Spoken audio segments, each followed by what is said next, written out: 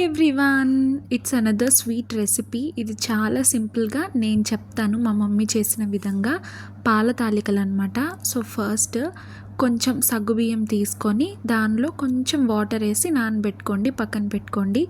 Same అదే కప్తో measurement అనమాట. బెల్లం తీసుకొని ప్యాన్లో పెట్టి కొంచెం వాటర్ పోసి అది కరగాలన్నమాట.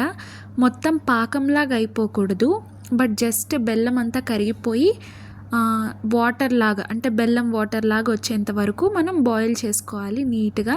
బట్ తిప్పుకుంటూ ఉండాలన్నమాట, లేదంటే కింద అడుగంటకు పోయి బాగా పాకంలాగా అయిపోతుంది. సో అది చూసుకోవాలి. ఇట్లా బాయిల్ అవుతూ ఉంటుందన్నమాట, అది స్లోగా కరిగి.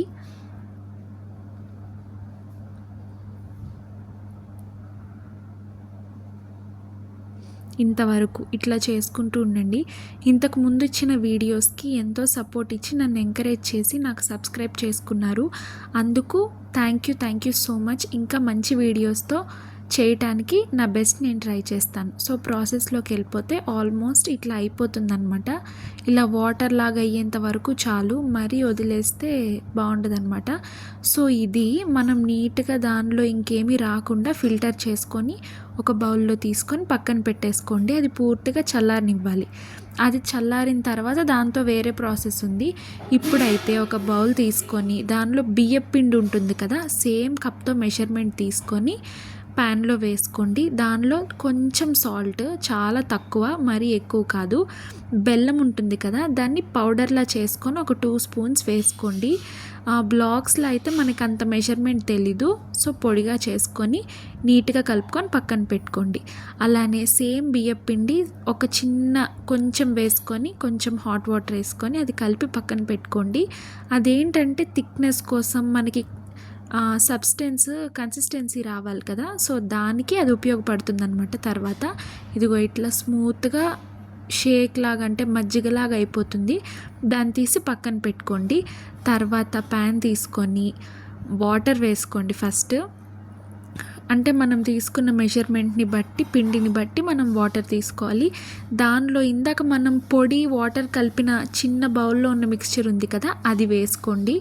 సో అది బాయిల్ అవుతూ ఉంటుంది. అది కొంచెం స్లైమీగా తయారవుతుంది అనమాట. ఫస్ట్ వాటర్గా ఉంటుంది, బట్ ఉండే కొద్దీ కొంచెం స్లైమీగా తయారవుతుంది. అప్పటి వరకు మనం తిప్పుకోవాలి. ఇందాక మనం తీసుకున్నాం కదా బియ్యం పిండి, ఉప్పు, అదంతా. సో ఆ మిక్స్చర్లో ఈ వాటర్ ఇది వేసుకోండి. మొత్తం వేసుకొని నీట్గా కలుపుకోండి. ఉండలేమీ రాకుండా నీట్గా మిక్స్ చేయాలన్నమాట. ఇదిగో ఈ విధంగా. దానిలో కొంచెం నెయ్యి వేసుకోండి. ఇక్కడ మేమైతే 2 స్పూన్స్ వేసుకున్నాము. వేసుకొని మెత్తగా కలుపుకొని ఒక ముద్దలాగా వచ్చేలాగా చూసుకోండి, సాఫ్ట్గా. ఈ మాత్రం ఇదిగో ఇట్లా వస్తుందన్నమాట, చాలా స్మూత్గా వస్తుంది. దాన్ని తీసుకొని ఒక 15 మినిట్స్ మూత పెట్టుకొని పక్కన పెట్టుకోండి. ఇంకొక పెద్ద బాండీ తీసుకొని, ఇక్కడ మేము 1 లీటర్ పాలు తీసుకున్నాము. మీ మెజర్మెంట్కి తగ్గట్టు మీరు తీసుకోండి. పాలు వేసి అది కొంచెం బాయిల్ అయిన తర్వాత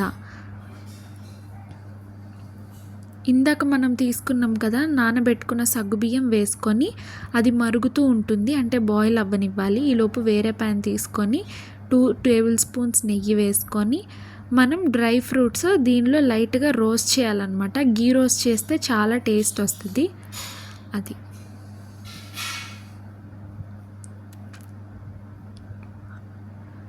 ఈ మాత్రం ఇట్లా నీట్గా కలర్ చేంజ్ అయ్యే వరకు ఉంచుకొని పక్కకు తీసేసుకోండి. ఈలోపు మన పాలు సగ్గుబియ్యం మిక్స్చర్ అవుతూ ఉంటుంది, దాన్ని కలుపుకుంటూ బాయిల్ చేసుకోండి. సిమ్లోనే పెట్టుకోండి ఎప్పుడు కూడా. సో మనకి మాడిపోకుండా కన్సిస్టెన్సీ నీట్గా వస్తుందన్నమాట.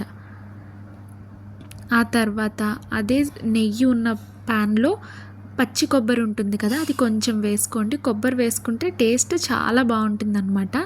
తర్వాత మనం ఇందాక ముద్దగా తీసుకొని పక్కన పెట్టుకున్నది ఇట్లా పాల తాలికల షేప్లో చేసేసుకోండి. చిన్నప్పుడు పాములు అనేవారు, ఎంతమందికి గుర్తుందో కామెంట్ చేయండి. సో మంచిగా హాట్ వాటర్ అనే కాదు, ఏ వాటర్ అయినా వేసుకొని దానిలో మనం చేసుకున్న పాల తాలికలు ఉన్నాయి కదా, అవి వేసేసుకోండి. సో ఫస్ట్ వాటర్లో బాయిల్ అయితే అవి విరిగిపోకుండా ఉంటాయి అన్నమాట. డైరెక్ట్గా వేసేస్తే కొన్నిసార్లు పాలు విరిగిపోతాయంట. సో ఆ మిక్స్చర్ని మనం పాలు సగ్గుబియ్యం ఉంది కదా దానిలో వేసుకొని 2-3 యాలకులు వేసుకొని బాయిల్ చేసుకోండి. మంచిగా తిప్పుకుంటూ బాయిల్ చేసుకోవాలి.